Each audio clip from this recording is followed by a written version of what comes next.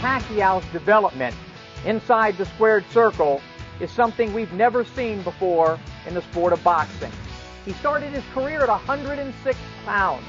His last fight, winning the title over Miguel Cotto, he was 145 pounds. But it's not so much that he's won all these multiple titles, but it's the way he's won these fights, going up in weight and becoming faster and stronger as a fighter. So much of the credit has to go to his trainer, Freddie Roach. Talking with Freddie Roach, former outstanding fighter and one of the best trainers in boxing today. Now, with this guy, different from other fighters, the tough thing is not getting him to train. It's toning him down and making him not overtrain. Tell us about how Manny Pacquiao trains. He trains for 25-round fights. I mean, he's in great shape and his style. He goes out there, fights every round like it's his last round, and he's a pleasure to work with. I mean, he doesn't need a babysitter, that's for sure. If we went back to what we should go back to, which is 15-round fights, wouldn't he be a great 15-round fighter? Definitely. I mean, he's a great 12-round fighter, but 15 would be to his advantage because he trains so hard, he's in such great shape. How would you describe him in comparing him perhaps with some of the other great fighters that maybe you faced or even trained?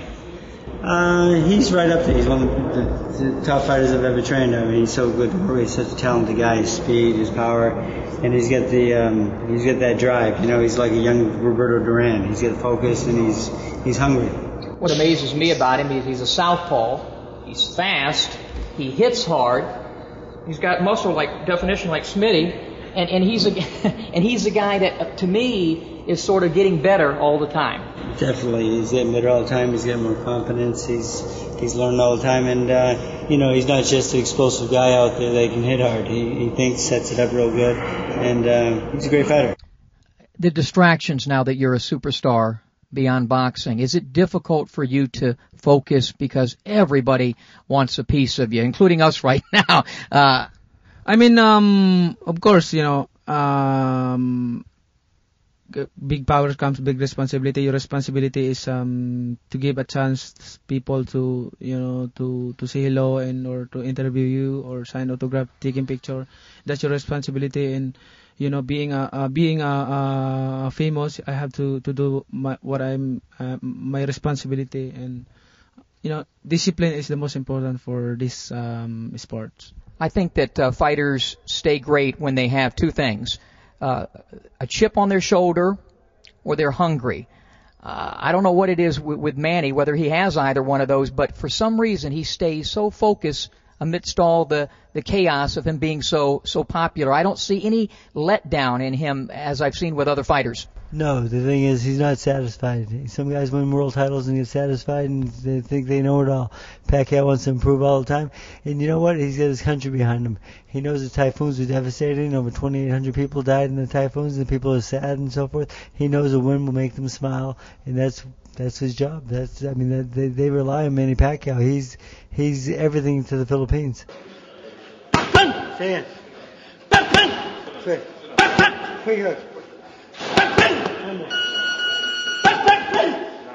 We personally have seen the work over the last 4 or 5 years. The first time we actually sat down with Manny and we did that in-ring segment, I said to my producer John Hyatt, we're going to have to do a new in-ring segment because he's not the fighter that he was 4 or 5. His arsenal is so much better.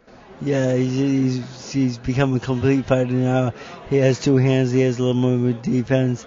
And, I told him the only time you're going to get hit with this fight is when you stand flat-footed in front of this guy. And that's the only time you get hit. And I said, Manny, get back on your toes. And use in and out motion and box this guy.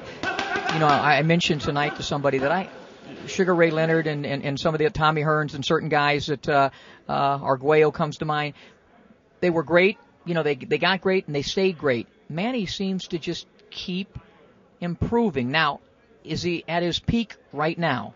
I think he's at his peak right now, but we're not really inventing the wheel or anything new. But the thing is, what we're doing is we're taking the game plan and holding the game plan and working it out for most of the fight.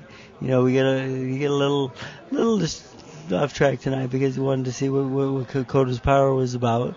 and wanted to prove that he was a stronger guy. But once he got back to the original game plan, it worked so well for him. And the thing is, he knows how to hold the game plan now. He's very mature, and he at one time he'd just go in there kind of recklessly, looking wildly at a knockout. I told him, don't give Cota that opportunity because he might get lucky with that left hook, and don't let luck doesn't happen in boxing at this level. Let's talk about Manny Pacquiao. I hope, and I know you hope deep down, that we're talking about a fight with Floyd Mayweather. Of course. I mean, that's the world. The world wants to see that fight, and I think Floyd, he's very good at what he does, but the world wants to see him shut up for finally. I know that. I mean, people watch Floyd Mayweather to see him get beat because his character, he knows how to sell tickets, man. And Manny Pacquiao does sell tickets, so it'll be the biggest pay-per-view event of all time. And are you already? Are the wheels turning about that fight? Are you already thinking about strategy on that one? I know how to fight him. Yes, I do.